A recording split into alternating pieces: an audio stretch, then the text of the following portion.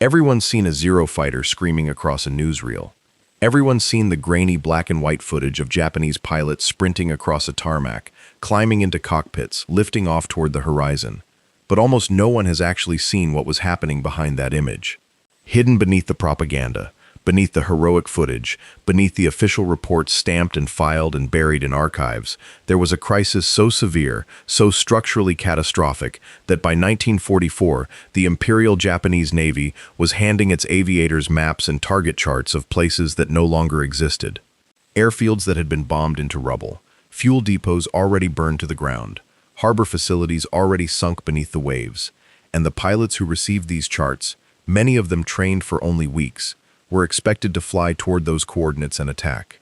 Not because someone made a clerical error, not because of a communication breakdown, but because the entire intelligence and training apparatus of what had once been the most feared naval air force on Earth had quietly, catastrophically, completely collapsed, and nobody at the top wanted to admit it. If you want to understand how one of the most powerful air forces in modern history went from Pearl Harbor to handing ghost maps to half-trained teenagers in less than 3 years, stay with us, because this story goes deeper than bad luck or poor planning. It reaches into the soul of a military culture that chose to believe its own mythology over its own data. And the consequences were paid by young men who deserved better. And before we go any further, if you find yourself leaning in, if this is the kind of deep dive into the hidden mechanics of history that you come looking for, hit subscribe, because this is exactly what we do here, every single time. Now let's go back to the beginning, because to understand how Japan ended up handing pilots phantom charts in 1944, you have to understand what Japan actually had at the start of the war, and what it had was extraordinary. The Imperial Japanese Navy's aviation arm in December 1941 was not a good air force. It was a great one, possibly the best in the world at that specific moment in time. That statement sounds almost absurd given how the war ended, but the numbers support it. The pilots who flew at Pearl Harbor had an average of 800 hours of flight time. Some had over 1,000. These were men who had spent years refining their craft during the war against China. Men who had learned the precise art of naval aviation, not from manuals, but from actual combat. From the brutal, unforgiving school of real engagements, over real targets, defended by real enemies, trying to shoot them down. The Zero fighter, the Mitsubishi A6M, was the aircraft that made the whole thing possible. In 1941, it had no equal in the Pacific. It could outturn almost anything it faced. It had an extraordinary range that allowed Japan to project air power over distances that American planners had considered impossible. It was fast, agile, lethal, and the men flying it were not just competent, they were masterful. The pilots who led the Pearl Harbor attack, men like Mitsuo Fuchida, Shigeru Itaya, and their cohort, were the product of a selection and training system so demanding that only a tiny fraction of candidates ever reached the front. Japan had spent a decade crafting this elite, and by December 1941, they had approximately 3,500 frontline naval aviators, the sharpest edge of a very carefully sharpened blade.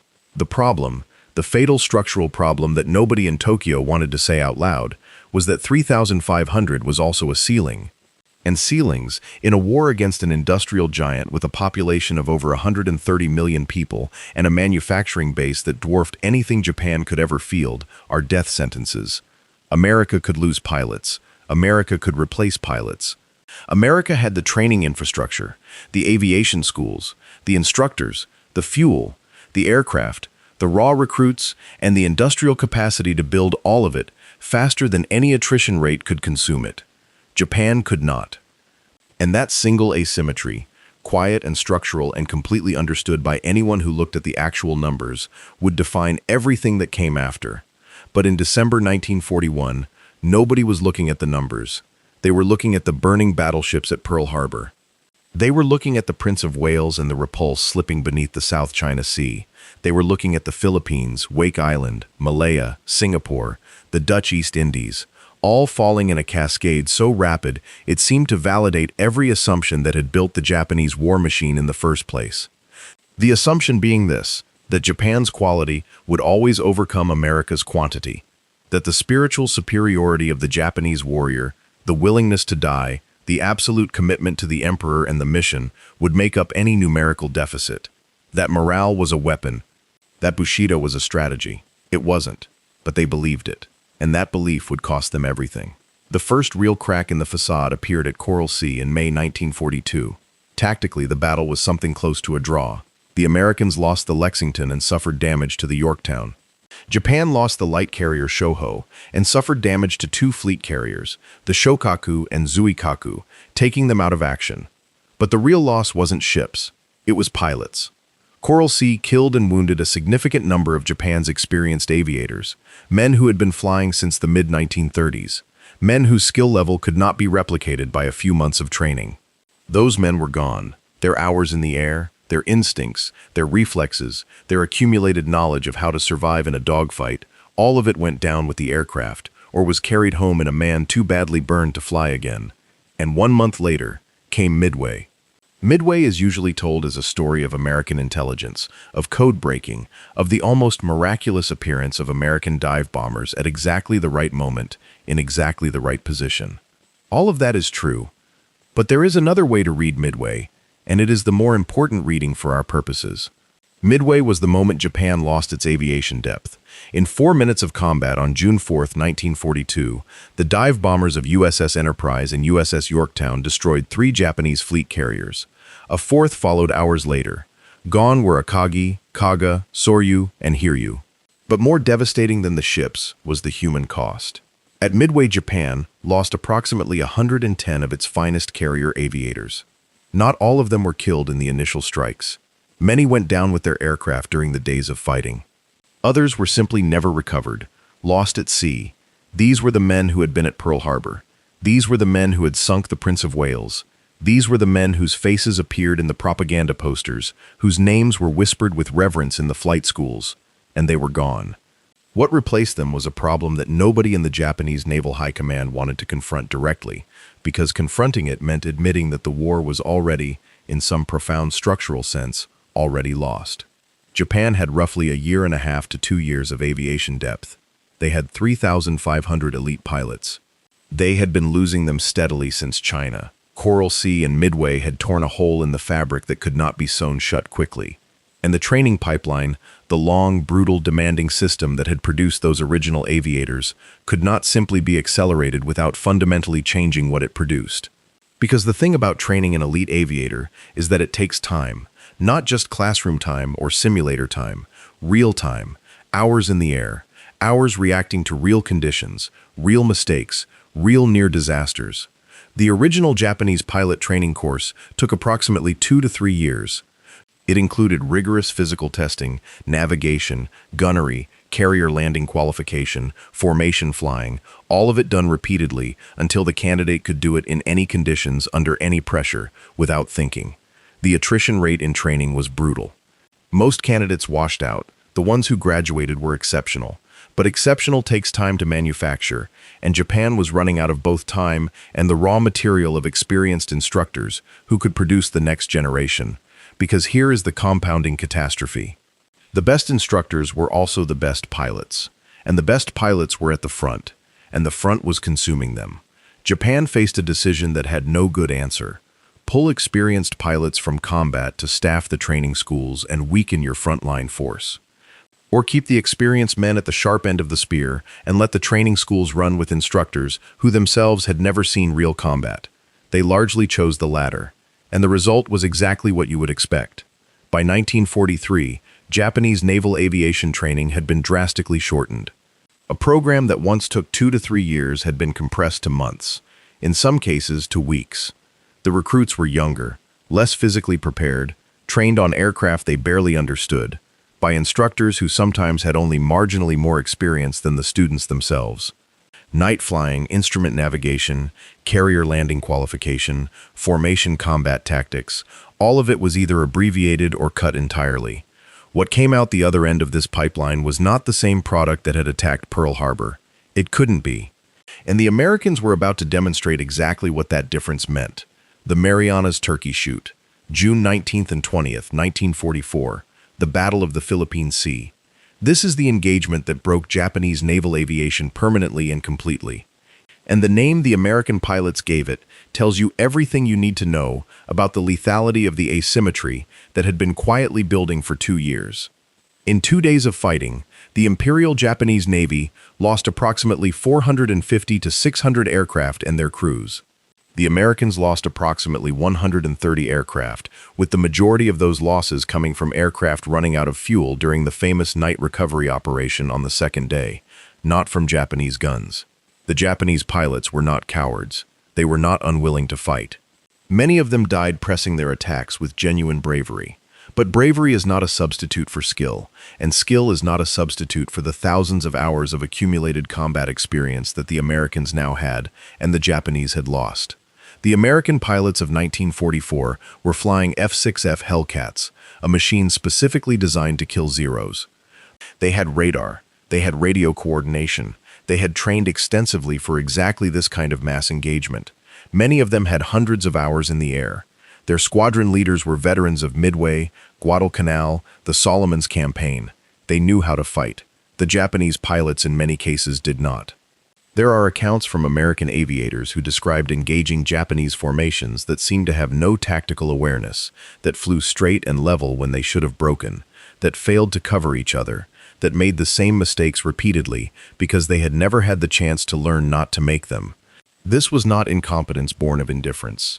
It was inexperience born of a training system that had been gutted by attrition and compressed by desperation, and it led directly to the question at the heart of this story. Why were Japanese naval aviators in 1944 being handed charts of targets that had already been destroyed? Because by 1944, the intelligence system that supported Japanese naval aviation had suffered the same catastrophic collapse as the aviation training system itself, and for remarkably similar reasons. Japanese naval intelligence in 1942 was actually quite capable. The men running it had real networks, real contacts, real reconnaissance assets. They had long-range flying boats capable of searching vast stretches of ocean. They had signals intelligence units working to decode Allied communications. They had submarine scouts and island-based observation posts across a massive perimeter of newly captured territory. The problem was that maintaining those assets required the same thing the training system required: experienced personnel who understood the value of accurate information. What Japanese naval culture produced instead was a system with a profoundly dangerous relationship with bad news.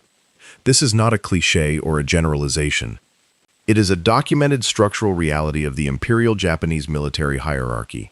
In Japanese naval and military culture of this period, delivering bad news to a superior was not merely uncomfortable, it could be career-ending. It could result in public humiliation. In extreme cases, it could result in something far worse. The incentive structure was completely inverted. Officers who reported successes, even exaggerated ones, were rewarded. Officers who reported setbacks, even accurate ones, were punished or sidelined. What this meant in practice was that information flowing upward through the chain of command was systematically distorted. Losses were underreported. Enemy strength was underestimated. The impact of Allied bombing raids was minimized. Targets reported as destroyed by one mission were quietly relisted for the next mission because admitting that the first attack had failed was worse, bureaucratically and personally, than simply pretending the target still required attention. And here is where it gets directly relevant to the Phantom charts. By 1944, Japan's outer defensive perimeter, the vast chain of island bases stretching from the Marianas through Truk, through the Carolines and into the Marshalls, was being systematically demolished by American air and naval power. The pace of Allied advance was extraordinary. American carrier task forces, built around the new Essex-class fleet carriers, were ranging across the Pacific with impunity, striking Japanese bases with hundreds of aircraft, neutralizing them, and moving on. The famous neutralization of Truk in February 1944, Operation Hailstone, destroyed hundreds of Japanese aircraft and dozens of ships in a two-day assault that effectively rendered Japan's strongest mid-Pacific base useless. But here is the critical detail. When the reports of Truk's destruction and of dozens of other bases similarly neutralized worked their way through the Japanese intelligence and command system, they were filtered, not always deliberately, not always through overt dishonesty, but through a systemic pressure to minimize bad news and maintain the appearance of operational continuity. So target charts were not updated to reflect reality. Airfield coordinates for fields that had been cratered into uselessness remained on the planning documents. Fuel depot locations that had been burned weeks earlier were still listed as viable resupply points. Harbor facilities that now sat beneath 15 feet of harbor water were still marked as operational. And the pilots who received these charts, young men often in their late teens or very early 20s, many of whom had received only months of training, were sent toward those coordinates with orders to attack or to land or to refuel at locations that simply no longer existed in any operational sense. To understand the human reality of this, you have to understand who these pilots actually were by 1944. They were not the men of Pearl Harbor. They were not the veterans of China. They were boys. Many of them had been identified in middle school or high school as candidates for naval aviation based on physical fitness and academic scores. They had entered the training program full of patriotic fire, believing absolutely in the righteousness of their cause, committed entirely to the idea that dying for the emperor was not just acceptable but glorious. Some of them had fathers who had served in the Navy. Some had brothers already listed as killed in action. They came from fishing villages and factory towns and rice farms. They were ordinary young men shaped by an extraordinary propaganda system into believing that they were something more than ordinary. That belief, that conviction was real and sincere. And it was being weaponized by a command structure that no longer had the capacity to give these young men the preparation they needed or the accurate information they required. There are accounts, some in diaries recovered after the war, some in post-war memoirs of survivors, of pilots arriving at planned refueling coordinates only to find nothing. Open ocean where a base should have been, a beach where an airfield should have been, a crater where a fuel depot should have been. Some of these pilots ran out of fuel looking for landmarks that had been destroyed weeks earlier. Some attempted to land on strips that were too damaged to use and were killed in the resulting crashes.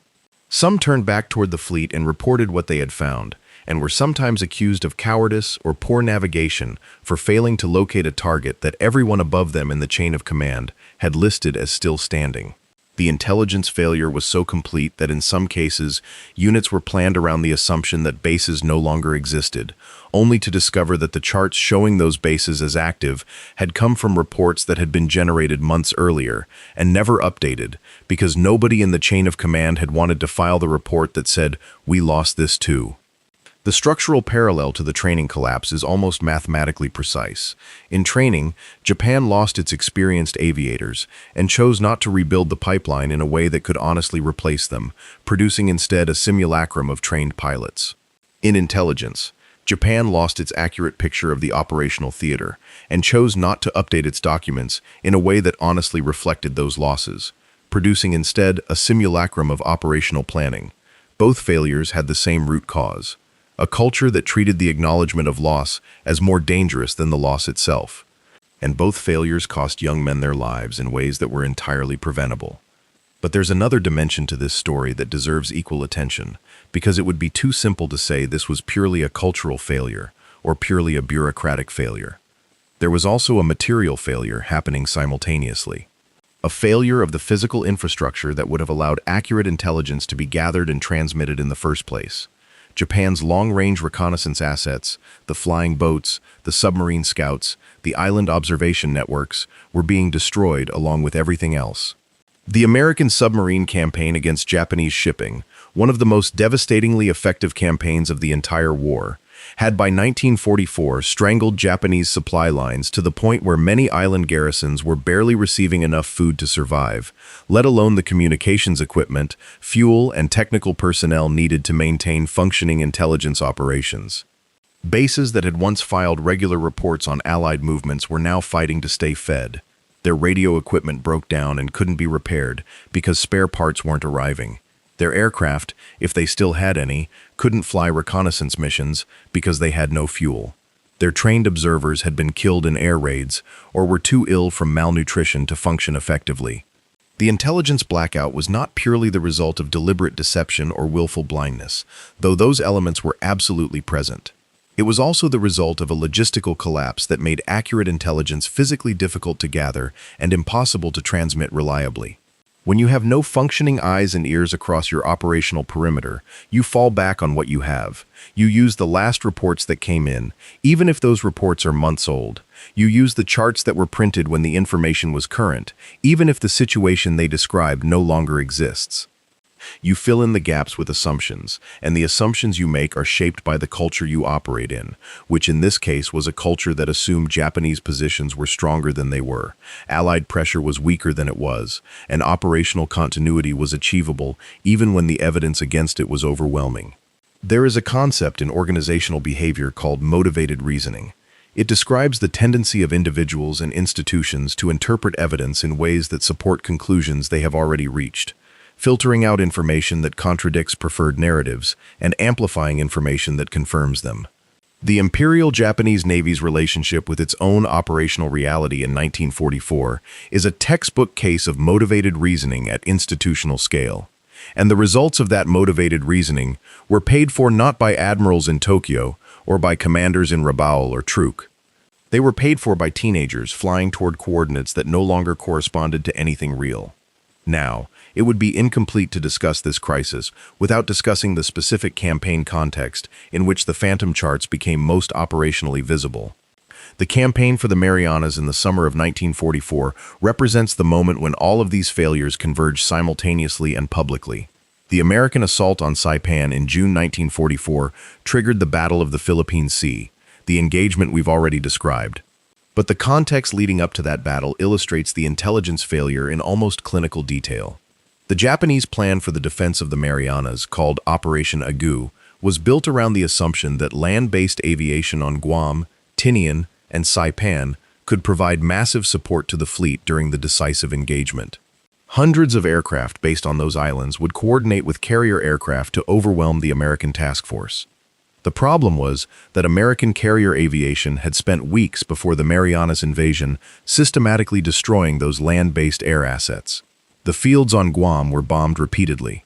Tinian's installations were cratered. The aircraft that were supposed to be waiting on those runways had been largely destroyed, dispersed, or degraded to the point of ineffectiveness. But the operational planning documents for Operation Agu continued to include those land-based aircraft as active participants in the battle plan. The assumption of their availability was baked into the engagement strategy. When the battle was actually joined, the pilots flying from the fleet looked toward those islands, expecting to find the refueling and rearming support the plan described. Some of them flew to fields that couldn't support them. Some found runways so damaged they couldn't land safely. Some ran out of fuel over the ocean searching for bases that existed on their charts but not in reality. The turkey shoot was already devastating enough. The additional losses from this intelligence-driven confusion compounded an already catastrophic result. Vice Admiral Jisaburo Ozawa, commanding the Japanese fleet during the Philippine Sea engagement, was working from a picture of his own capabilities that was fundamentally distorted.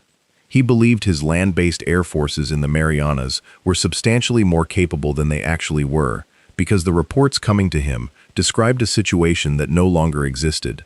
His battle plan was built on that distorted picture, and when reality failed to match the plan, the destruction was total.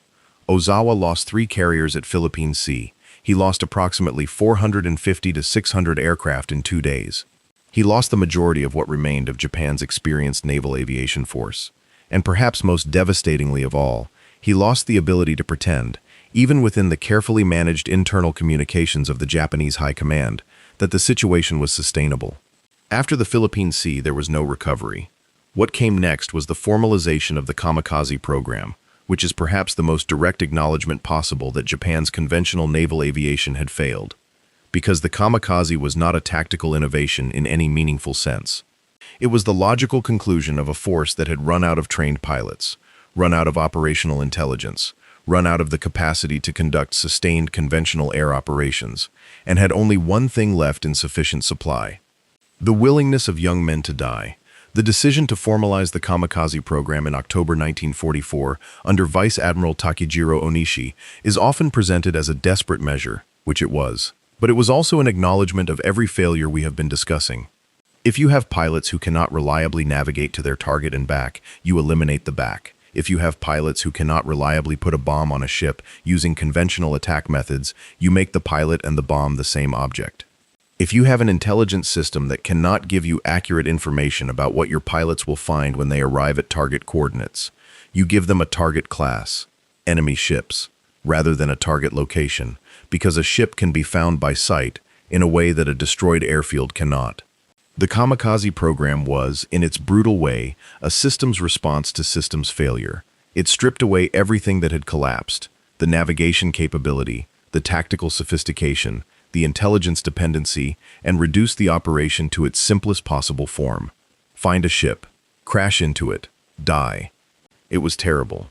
It was inhumane to the young men asked to do it, and it was, in the cold, brutal mathematics of the situation, the most logical thing left for a force that had been stripped of everything else. But even the kamikaze program was haunted by the same intelligence failures we have been describing. There are documented cases of kamikaze pilots dying flying toward target areas that American forces had already vacated. Coordinates provided based on intelligence reports that described fleet positions days or weeks out of date. Pilots expending their lives, their irreplaceable lives, against empty ocean because nobody had an accurate picture of where the enemy actually was. The phantom charts were not a phenomenon that appeared once and was corrected. They were a symptom of a disease that ran all the way through the system, and the disease was still running its course, even as the very last aircraft of the Imperial Japanese Navy's aviation arm were being prepared for missions from which their pilots would never return. It is worth stepping back here and considering the broader picture of what we have been describing, because the Japanese naval aviation crisis of 1944 is not just a military history story. It is a story about institutions and the ways that institutional cultures can be so powerful, so self-reinforcing, that they continue to generate their own internal narratives even as external reality moves further and further from those narratives. Every military, every large organization, every government faces versions of this problem: the tendency to filter bad news, the incentive to protect institutional continuity over institutional accuracy, the preference for a coherent story about the situation over an accurate one, especially when the accurate story is painful. What made the Japanese case so extreme and so devastating in its consequences was the combination of factors that amplified those tendencies. The Bushido warrior culture that made the acknowledgement of failure personally catastrophic for individual officers. The hierarchical rigidity that made accurate information flow upward through the command structure, nearly impossible when that information was unwelcome. The material catastrophe of actual resource depletion that would have created a genuine intelligence gap, even if the cultural factors had not existed. And the speed of American operational advance, which compressed the timeline so rapidly that even a perfectly functioning intelligence system would have struggled to keep up. Japan did not have a perfectly functioning intelligence system. It had a badly damaged one, operating in a culture that rewarded the pretense of function over the acknowledgement of dysfunction. And young pilots paid for it with their lives. The men who designed the phantom chart problem, if you can call it design, when it emerged so organically from systemic dysfunction, were not malicious. They were not deliberately sending pilots to their deaths with false information out of indifference to those deaths. Most of them believed, or allowed themselves to believe, that the information on the charts was accurate enough, that the bases might be damaged but were probably still operational, that the fuel depots might have taken some hits, but there was probably still something left. They reasoned from the inside of a system designed to produce optimistic assessments, and they had been living inside that system long enough that optimistic assessments felt like normal information. This is the most dangerous form of institutional dysfunction. Not the one where people know they are lying and choose to lie anyway, but the one where the system has become so effective at producing distorted information that the people inside it have lost the ability to distinguish distortion from accuracy. When you have spent enough time in a system where every report is filtered toward optimism, optimistic reports begin to feel like reality. The ones that deviate from optimism begin to feel like the distortions, and the pilots, who were the ones actually arriving at the coordinates and finding nothing, were often too junior, too isolated, and too indoctrinated to understand what their experience was telling them about the system above them. They blamed themselves. They assumed poor navigation. They assumed they had misread their charts. They turned back toward the fleet, or ditched in the ocean, not understanding that the problem was not theirs, that the chart itself was wrong, that the system that had given them the chart had failed them at every level. After the war, American intelligence teams working through captured Japanese documents, including operational planning records, training assessments, and communication archives, were struck repeatedly by the gap between what Japanese internal documents described and what had actually been the situation on the ground. In some cases, the gap was staggering. Documents from mid-1944 describing bases as active that American forces had confirmed were completely non-functional weeks earlier. Training assessment reports describing pilot proficiency levels that bore no relationship to the combat performance those pilots had demonstrated. Strategic planning documents built around force estimates that included assets that had already been destroyed. The American analysts who worked through these files after the war used words like surreal and dreamlike to describe the experience of reading a version of the war so different from the one they had fought. It was as if the Japanese command had been watching a different conflict entirely, one in which their losses were smaller, their capabilities greater, their bases intact, their pilots expert, their strategic position sustainable. That dream version of the war had been maintained internally, in documents and briefings and planning meetings, right up to the point where the real war arrived at the doorstep in a form that could no longer be managed, minimized, or explained away. And the vehicle for maintaining that dream version, the infrastructure that kept it running even as the real version fell apart, was the same chart that young pilots received before climbing into their cockpits and flying toward targets that had already been destroyed. Let us also consider the specific operational geography of the Pacific in 1944, because it matters for understanding how the phantom chart problem manifested in practice. The Pacific theater was unlike any other in the Second World War. Distances were not hundreds of miles, they were thousands. Island bases were not connected by road or rail. They were connected by ocean, by radio, and by the aircraft that flew between them. This meant that when a base was destroyed or neutralized, the physical evidence of its destruction might be hundreds or thousands of miles from the headquarters responsible for updating the operational charts. A bombing raid that destroyed the airfield on a particular island might be witnessed by whoever survived on that island, but getting that information accurately reported through the chain of command, through radio systems that were themselves being attacked and degraded, through a bureaucratic structure that filtered bad news at every level, was itself an operational challenge.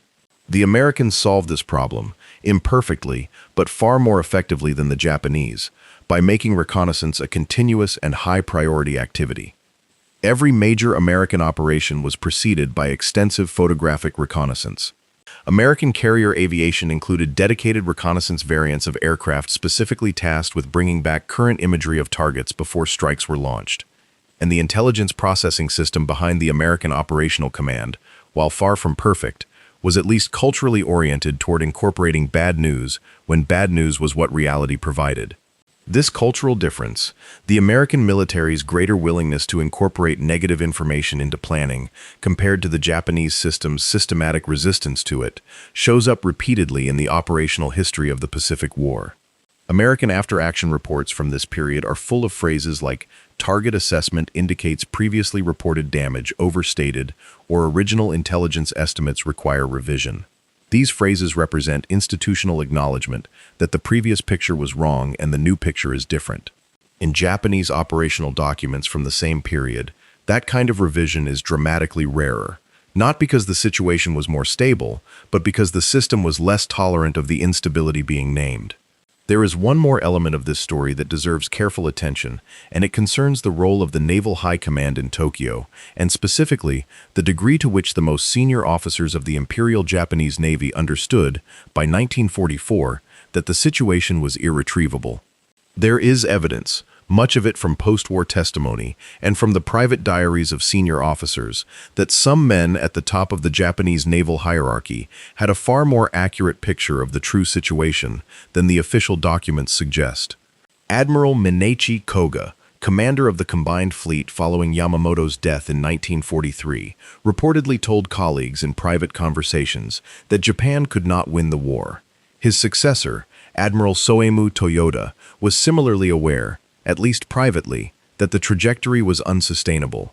This creates a possibility that is in some ways more troubling than the idea of simple incompetence.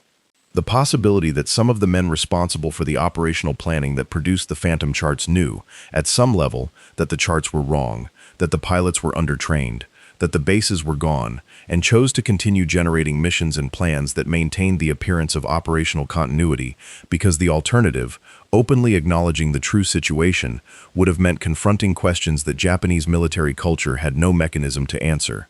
Questions like, "What do we do now?"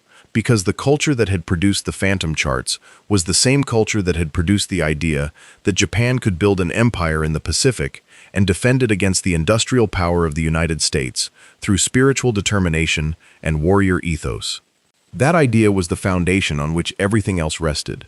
To acknowledge that the operational reality had made it impossible would have required acknowledging that the foundational idea was wrong. And that acknowledgement, in a culture that had staked its national identity on the idea being right, was simply not possible within the existing framework.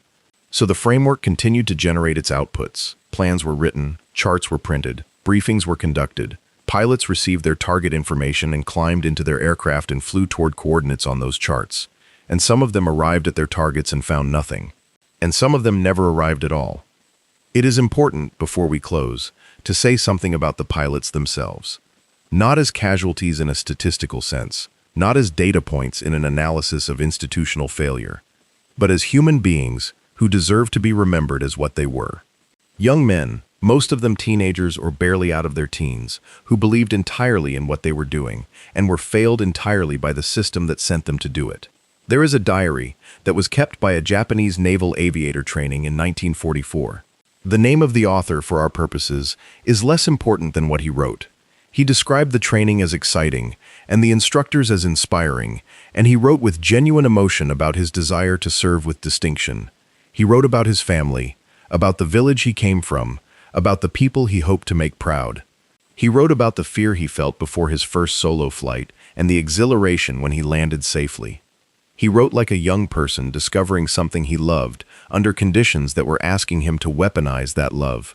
He wrote those words in the early months of 1944.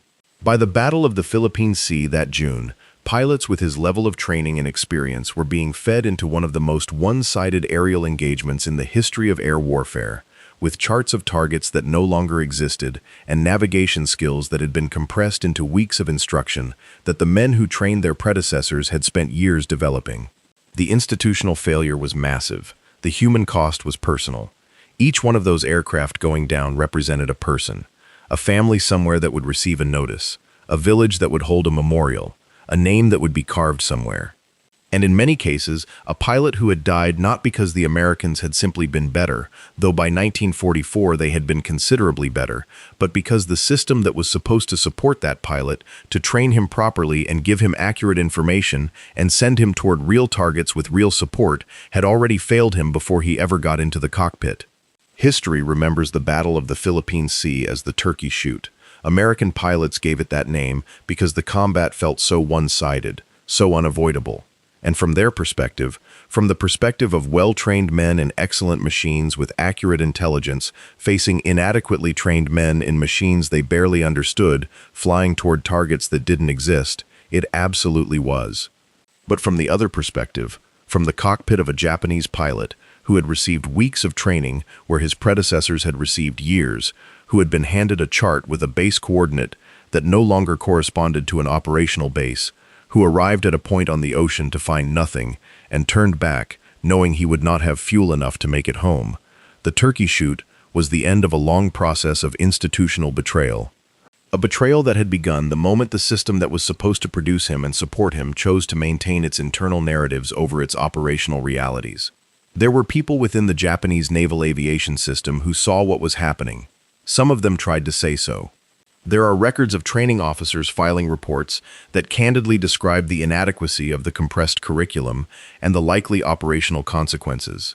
There are records of base commanders filing damage reports that accurately describe the destruction of their facilities and the loss of their operational capacity. These reports exist. They were filed, they went into the system, and the system processed them the way it processed everything that constituted bad news.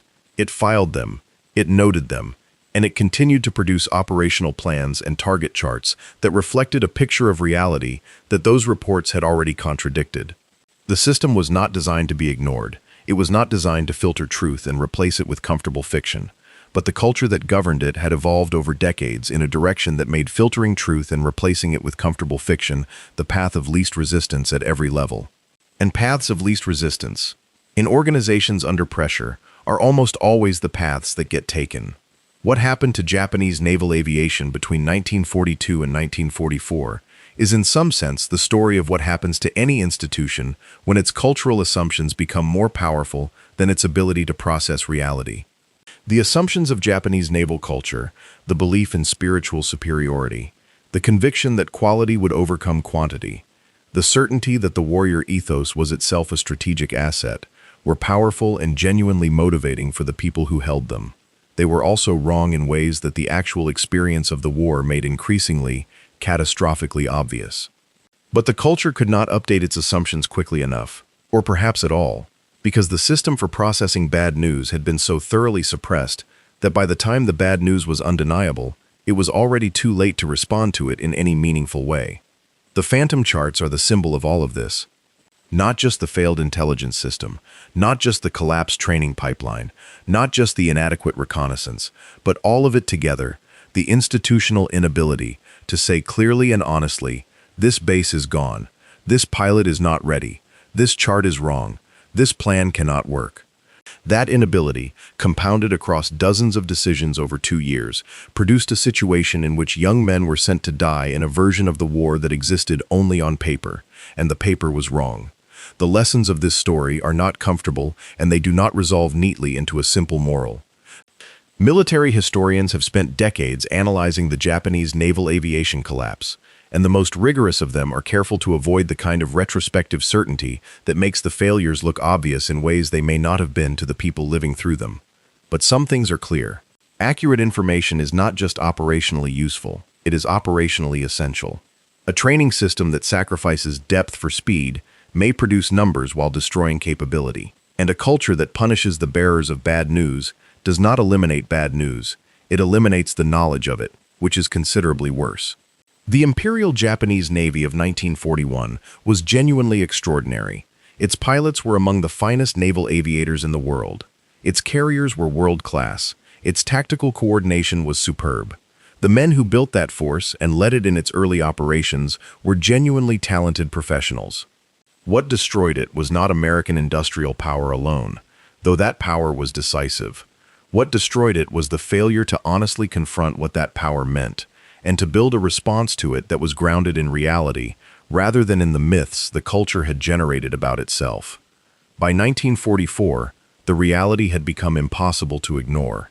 But the charts were still being printed, the pilots were still being briefed, the coordinates were still being listed as active, and young men were still climbing into aircraft to fly toward places that had already been erased from the map. The war ended in August 1945, 16 months after the Turkey Shoot. The formal surrender was signed in September, aboard the USS Missouri. The Imperial Japanese Navy ceased to exist. The aircraft were scrapped. The carriers were sunk or surrendered. The pilots who had survived were demobilized and sent home to a Japan, trying to understand what had happened to it. The charts, some of them, ended up in archives.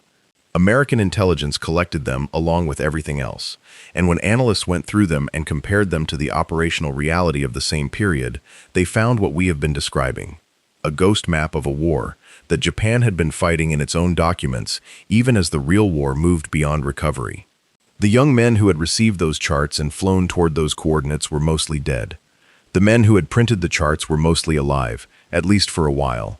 History, as it so often does, did not sort that out the way justice would have required. What it left behind instead was the record, the documents, the diaries, the after-action reports, the analyst summaries, and buried in all of that, the story of what it means when a system stops being able to tell itself the truth, and what it costs the people at the bottom of that system when it does.